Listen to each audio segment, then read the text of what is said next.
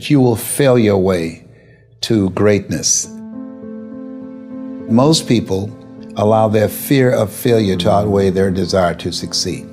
When you're willing to fail again and again and again, when you make up your mind to become unstoppable, when you make up your mind to become a no matter what person, then that will then give birth to a part of yourself that you don't know right now.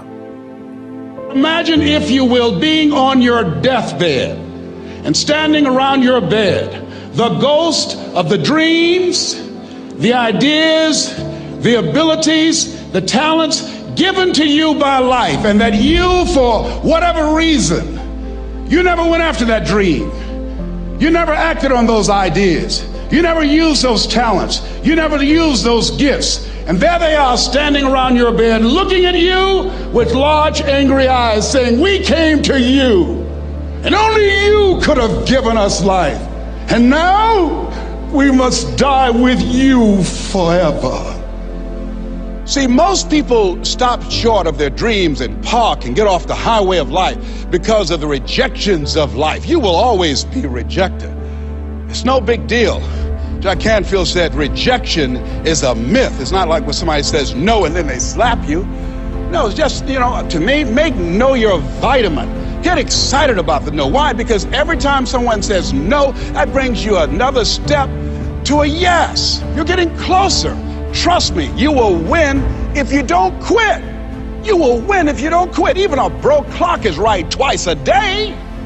As you go through the challenges of life and you look at it and embrace whatever comes to you, don't run from it.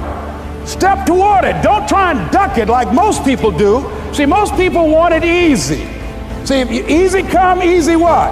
Easy go. See, but when you go at what you're going to deal with and you deal with the difficulties of it, when you handle those hard things close at hand, making those hard decisions right now that you don't want to make, learning those things that you don't like to do, but you know that in order for you to get where you want to go, this is one of the hoops that you have to flip through. And I'm saying to you, whatever you got to do it, because if you don't, life is going to whoop you until you surrender. You have something that you brought to the universe, and that if you decide that my life deserves my developing this what I do well, and becoming the best at it, and mastering myself, and seeing what I have within me, if you decide to drop your buckets where you are and develop your gifts, I grant you, you'll never ever be without. I grant you that your gifts will take you places that will literally amaze you. I grant you that if you begin to work to develop your gifts, you'll develop a strong sense of happiness. You'll get a larger vision of yourself, because part of beginning to get a larger vision of yourself, all of us need some area of our lives where we can have a feeling of competence. That people know when they think about this area, that's something you do. That you eat and sleep that. And that you do that. You do that. Changing is not easy. That changing your life, changing habits, reinventing yourself, picking yourself up after life has knocked you flat on your back. I've got to say, when life knocked you down, try and land on your back, because if you could look up, you could get up. Well, that sounds cute, but that's not easy. When I was diagnosed with prostate cancer 17 years ago, that first time that happened, I said, hey, I can handle this. Then when it came back a year later, last year, 17 years later, and this time it had metastasized to 7 areas of my body and ate 40% of my T1 vertebrae. Now the stakes are higher. Is this life saying, okay, Mr. Motivator, you beat cancer the first time. What you gonna do now? I started laughing. When the doctor told me, he said, why are you laughing? Are you in denial? I said, no. I said, I feel like Mother Teresa. He said, what do you mean? She said, Lord, I know you know how much I can bear. I just wish you to have so much confidence in me. I said, the stakes are higher. So I've got to dig in and got to fight more, because at the end of the day, life is a fight for territory. And once you stop fighting for what you want, what you don't want will automatically take over. And so it's a fight, it's a challenge in life every day. And what we have to do is embrace it. What we have to do is see it as a project to be worked on. In life, you will always be faced with a series of God-ordained opportunities, brilliantly disguised as problems and challenges. And so I see even cancer as a gift, as a God-ordained opportunity. If you died today, what dreams, what ideas, what talents, what books, what music, what leadership, what voice will die with you? There are a lot of people who are biting their fingers in fear that they might lose their jobs. But there are few people who have decided within themselves, I'm going to make it. Some people aren't waiting to be cut.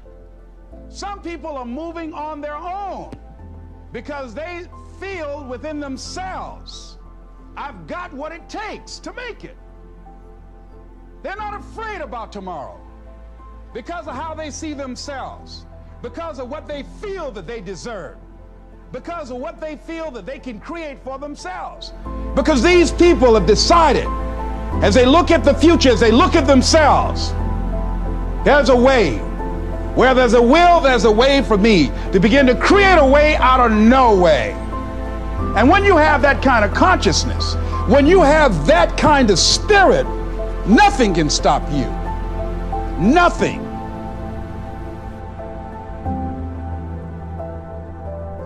There's no secret to success. There's a system to success. And no matter what organization you become a part of, the system works if you work it. If you don't work it, it won't work. But it works if you work it. And that's one 4-letter word that most people don't like. They're not willing to work. There are winners, and there are losers, and there are people who have not discovered how to win. And all they need is some coaching. All they need is some help and assistance, just a little support.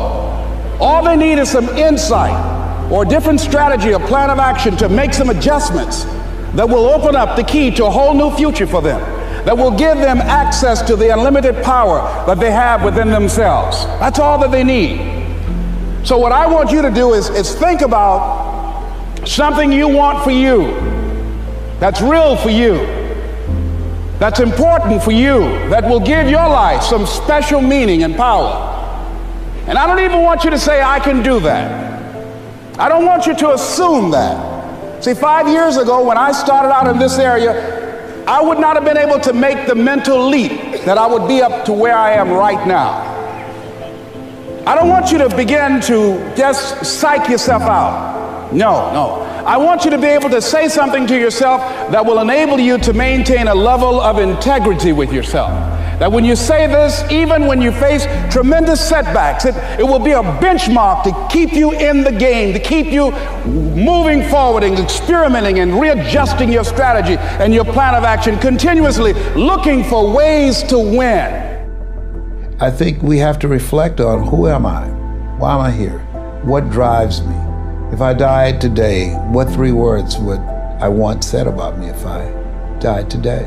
You know, what is it that defines me? You know, and how do I define myself? So I went to the next mode necessary to start talking to people and seeking and asking for what I wanted and leveraging relationships and trying to find out, how do the people do it that went ahead of me? How do they do it? And then what is it I need to do? How is it I need to train myself, to develop myself? What's the resources that will be required in order to make it happen? And as I start seeking out and asking questions, I started running into people who said, I know someone who can help you do that.